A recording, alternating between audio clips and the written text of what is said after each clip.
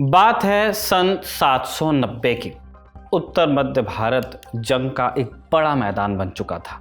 भारत की 3 दिशाओं मध्य, पूर्वी और दक्षिण के सबसे ताकतवर राज्यों की फौज एक दूसरे के खिलाफ जंग के लिए तैयार थी। जंग थी इत्र की राजधानी कहे जाने वाले शहर कन्नौज के लिए। वही कन्नौज जो भारत के महान राजा हर्षवर्धन की राजधानी हुआ करती थी। एक ऐसा शहर जिसके वैभव और भव्यता के किस्से हिंदुस्तान ही नहीं बल्कि पूरे विश्व में सुनाए जाते थे। इस खुशबू भरे शहर के लिए कई संघर्ष हुए, लेकिन जिस किस्से की आज हम बात कर रहे हैं वो जाना जाता है कन्नौज का त्रिपक्षीय संघर्ष इस नाम से, या ट्राइपार्टीट बैटल ऑफ कन्नौज के नाम से। उत्तर भारत की इस मणि को तीनों वंश अपने राज्य का हिस्सा बनाना चाहते थे। नतीजे में 3 राजवंशों के बीच हुआ एक ऐसा युद्ध जो 200 साल तक चला। कौन से थे ये 3 राजवंश, वो कन्नौज को क्यों जीतना चाहते थे और इस युद्ध का परिणाम क्या रहा, जानेंगे आज के एपिसोड में। नमस्ते, मैं हूं निखिल और आप देख रहे हैं ऐतिहासिक किस्सों कहानियों से जुड़ा रोजाना का कार्यक्रम तारीख, जिसमें आज कहानी कन्नौज के लिए हुए त्रिपक्षीय संघर्ष की।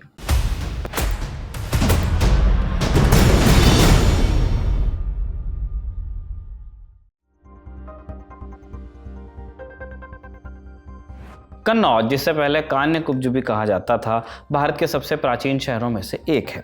इसका जिक्र रामायण और महाभारत के साथ साथ पुराणों में भी मिलता है।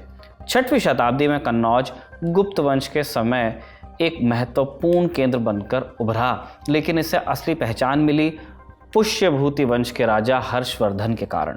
राजा हर्षवर्धन ने 16 साल की उम्र में राजा बनने के बाद 7वीं शताब्दी में पूरे उत्तर भारत में एक विशाल साम्राज्य खड़ा किया। उनकी राज्य की सीमा में पंजाब, राजस्थान, गुजरात, बंगाल समेत पूरा गैंजेटिक प्लेन आता था, यानी जो गंगा का पूरा कछार है, मैदान है, और उनकी राजधानी थी कन्नौज। कन्नौज को राजधानी बनाने के पीछे एक खास वजह थी। कन्नौज गंगा नदी के किनारे बसा था, जो व्यापार के लिए बेहद महत्वपूर्ण थी। आपके शिप्स चल सकते थे। गंगा नदी से उत्तर और पूर्वी भारत में व्यापार होता था और ये शहर मौर्य और गुप्त वंश के समय में सिल्क रूट से भी जुड़ा था। कन्नौज सिर्फ व्यापारिक केंद्र ही नहीं था, बल्कि पूर्वी भारत को मध्य और पश्चिमी भारत से जोड़ने की कड़ी की तरह भी था। इसलिए उस दौर में ये भी कहा जाने लगा था कि जिसका कन्नौज उसका उत्तर भारत। जब तक राजा हर्षवर्धन जीवित रहे, कन्नौज सुरक्षित ही रहा, लेकिन सन 647 में हर्षवर्धन की मृत्यु के बाद कन्नौज की सीमाएं कमजोर हुई। हुआ ये कि हर्षवर्धन का कोई उत्तराधिकारी नहीं था, लिहाजा उनका राज्य छोटे छोटे टुकड़ों में बंटने लगा। वर्मन वंश के राजा यशोवर्मन ने कन्नौज पर राज किया। वो एक काबिल शासक साबित हुए, लेकिन उनके बाद आने वाले कई राजाओं से साम्राज्य संभला नहीं उस तरह। 8वीं सदी का अंत आते आते कन्नौज पर आयुध वंश के राजाओं का कंट्रोल हो गया, लेकिन ये सभी कमज़ोर राजा साबित हुए। लिहाजा पश्चिम, पूरब और दक्षिण के साम्राज्यों ने कन्नौज पर नज़र डालनी शुरू कर दी कि अब हम कैप्चर करते हैं, और तीनों के बीच छह और मात का खेल शुरू हुआ। 200 साल तक कन्नौज पर कब्जे को लेकर संघर्ष चलता रहा। लड़ाई की शुरुआत कैसे हुई, ये जानने से पहले हम संघर्ष के 3 अहम खिलाड़ियों को जान लेते हैं। पहला खिलाड़ी प्रतिहार या गुर्जर प्रतिहार वंश, दूसरे खिलाड़ी राष्ट्रकूट वंश और तीसरे पाल वंश। आइए एक एक करके जानते हैं कि ये लोग कौन थे। गुर्जर प्रतिहार गुजरात से उत्पन्न हुआ ये राजवंश अपनी बहादुरी के लिए जाना गया। इनका राज्य पूरे पश्चिम और उत्तर भारत में फैला था। नागभट्ट प्रथम ने 730 में, सन 730 की बात कर रहे हैं, 730 AD, तब इसकी शुरुआत की थी, और इस वंश के राजा खुद को भगवान राम के भाई लक्ष्मण का वंशज मानते थे। 7वीं और 8वीं सदी में अरब के खलीफाओं ने जब भारत पर आक्रमण की शुरुआत की, तब ये गुर्जर प्रतिहार ही थे जिसने इन आक्रमणों का सामना किया।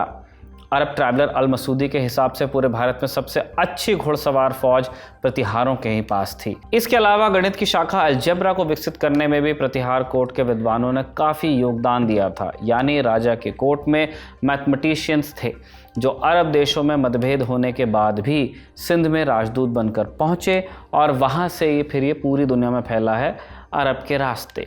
इसलिए हिंदू अरबिक नंबर्स भी कहा गया। इस वंश में वत्स राजा, नागभट्ट द्वितीय और मिहिर भोज जैसे कई राजा हुए। गुर्जर प्रतिहार के अलावा दक्षिण के राष्ट्रकूट वंश की भी कन्नौज के ऊपर नजर थी। ये कौन? दक्षिण भारत में उत्पन्न हुआ ये राजवंश अपने सांस्कृतिक प्रेम और युद्ध कला के लिए प्रसिद्ध था। इसकी स्थापना 735 में दंतिदुर्ग नाम के एक राजा ने की थी। इनके अलावा इस वंश के एक और राजा गोविंद तृतीय की ख्याति भी बताने योग्य है। गोविंद तृतीय अपनी युद्ध कला के लिए मशहूर थे। इसी का परिचय देते हुए उन्होंने हिमालय से लेकर वर्तमान के श्रीलंका तक अपने राज्य की सीमा का विस्तार किया जाता है। एक मत है, कहा जाता है कि श्रीलंका के राजा ने तो डर के बिना लड़े ही गोविंद तृतीय को ओवरलॉर्ड मान लिया था अपना। इसके अलावा इस राजवंश का एक रिश्ता एलोरा की गुफाओं से भी है। एक ही पहाड़ को ऊपर से काटकर बने एलोरा के मशहूर कैलाश मंदिर को भी इसी वंश के राजा कृष्ण प्रथम ने बनवाया था। दक्षिण और पश्चिम के प्लेयर्स को हमने जान लिया, अब तीसरे प्लेयर पर आते हैं। कन्नौज की लड़ाई में तीसरे पक्ष का नाम था पाल वंश। आप नक्शे में देखेंगे तो आपको आज के पश्चिम बंगाल और बांग्लादेश का रीजन दिखेगा। 6वीं और 7वीं शताब्दी में इसे गौड़ साम्राज्य कहा जाता था। गौड़ राज्य के एक प्रतापी राजा हुए शशांक। इन्होंने अपने साम्राज्य का विस्तार किया, लेकिन उनकी मौत के बाद गौड़ में पावर वैक्यूम बना। इसे भरने के लिए गोपाल नाम के एक राजा चुने गए और इन्होंने ही पाल वंश की स्थापना की। पाल वंश को पूर्व में बौद्ध धर्म का संरक्षक माना जाता है। नालंदा और तक्षशिला यूनिवर्सिटी को दोबारा खड़ा करने में इनका योगदान रहा, बड़ा योगदान। इसी वंश के समय में भागलपुर में विक्रमशिला यूनिवर्सिटी की भी स्थापना हुई थी। तीनों मेन प्लेयर्स और उनकी भौगोलिक स्थिति अब आपको पता चल गई है। अब चलिए जानते हैं कि कन्नौज को लेकर तीनों के बीच क्या गुणा भाग था। कन्नौज के लिए हुए पूरे संघर्ष को 3 हिस्सों में आप बांट सकते हैं। फेज 1, सबसे पहला दांव चला गुर्जर प्रतिहार वंश ने पश्चिम की तरफ से। 790 ईस्वी में उन्होंने पाल वंश के खिलाफ युद्ध की घोषणा की। गुर्जर प्रतिहार वंश के राजा वत्सराज और पाल वंश के राजा धर्मपाल के बीच एक युद्ध हुआ, जिसमें जीत गुर्जर प्रतिहारों की ही हुई और कन्नौज पर उनका कंट्रोल हुआ। अब यहां से आगे आप युद्ध का सीधा हिसाब समझ सकते हैं। 2 बंदरों की लड़ाई में बिल्ली को मौका मिलेगा। इस लड़ाई में बिल्ली का रोल निभाया राष्ट्रकूट वंश ने, यानी साउथ ने। गुर्जर प्रतिहार वंश के राजा वत्सराज कन्नौज पर मिली जीत से खुशी हो रहे थे कि राष्ट्रकूट वंश के राजा ध्रुव ने उन पर हमला कर दिया और खुद कन्नौज पर कब्जा जमाकर बैठ गए। नई लड़ाई के बाद वहां पर प्रतिहार जमे थे। अचानक हमला हुआ, फेस नहीं कर पाए।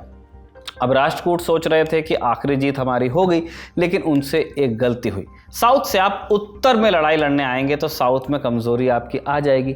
राष्ट्रकूट वंश ने जैसे ही कन्नौज का रुख किया, पीछे से उनके पड़ोसी हमला करने लगे। लिहाजा राष्ट्रकूट राजा ध्रुव को कन्नौज से वापस दक्षिण में लौटना पड़ा अपने सूबे को संभालने। अब आप सिनेरियो देखिए, पाल और गुर्जर प्रतिहार लड़ाई में हारने के बाद कमजोर हैं, जबकि राष्ट्रकूट जो जीते हैं उनको भी वापस जाना पड़ा। कुल मिलाकर बात यह कि पहले फेज की लड़ाइयों के बाद कन्नौज पर पूरी तरह कंट्रोल किसी का स्थापित नहीं हुआ। बाकायदा राष्ट्रकूट राजा ध्रुव, जिन्होंने कन्नौज को जीता था, उनकी भी मौत हो गई और राष्ट्रकूट वंश अपनी लोकल पॉलिटिक्स में उलझकर रह गया।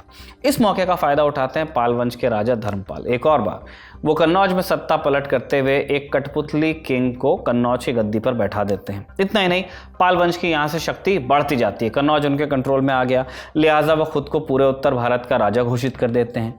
खेल हालांकि खत्म यहाँ हुआ नहीं था। इसके बाद शुरू होता है कन्नौज के संघर्ष का दूसरा फेज। इस फेज की शुरुआत होती है वेस्ट से। वेस्ट यानी जैसा हमने पहले बताया, गुर्जर प्रतिहार।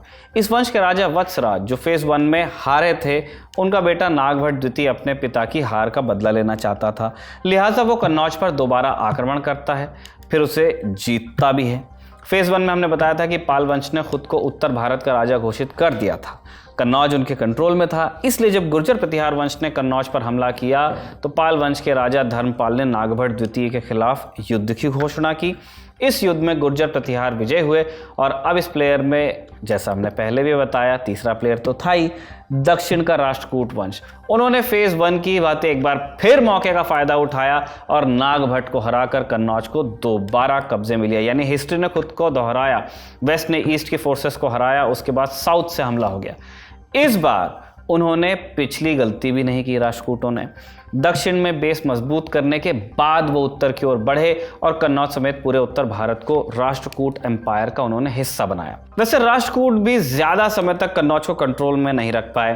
कभी गुर्जर प्रतिहार तो कभी पाल लगातार इस कोशिश में लगे रहे कि कन्नौज उनके कंट्रोल में रहे ताकि उनका साम्राज्य और ज्यादा मजबूत हो। कन्नौज की अहमियत क्या थी, ये इस बात से आप समझ लीजिए कि अंत में कन्नौज ने ही तीनों राजवंशों की किस्मत का फैसला भी किया। 200 साल के संघर्ष के बाद अंत में गुर्जर प्रतिहार वंश ने कन्नौज को जीता और इसके नतीजे में वो भारत के सबसे शक्तिशाली वंश के रूप में उभरे।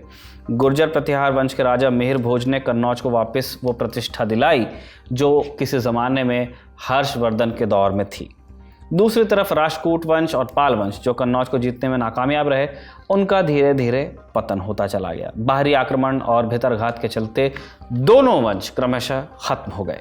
प्रतिहार राजाओं ने करीब 3 शताब्दियों तक कन्नौज पर राज किया, लेकिन इस बीच उन्हें बार बार अरब और सेंट्रल ईस्ट एशिया से होने वाले आक्रमणों का सामना करना पड़ा। लिहाजा 10वीं-11वीं शताब्दी आते आते गुर्जर प्रतिहार कई हिस्सों में टूटे। उत्तर भारत का इलाका एकजुट नहीं रह पाया। यहाँ कई छोटे छोटे राजवंश बने और कन्नौज जो कभी उत्तर भारत का केंद्र हुआ करता था, उसकी भी महत्ता जाती रही। इसी के साथ तारीख के इस एपिसोड को हम कंक्लूड करते हैं कन्नौज की कहानी को। इस एपिसोड को लिखा था हमारे साथ इंटर्नशिप कर रहे कबीर ने और जतिन ने रिकॉर्ड किया था। आप देख रहे थे दी ललन टॉप।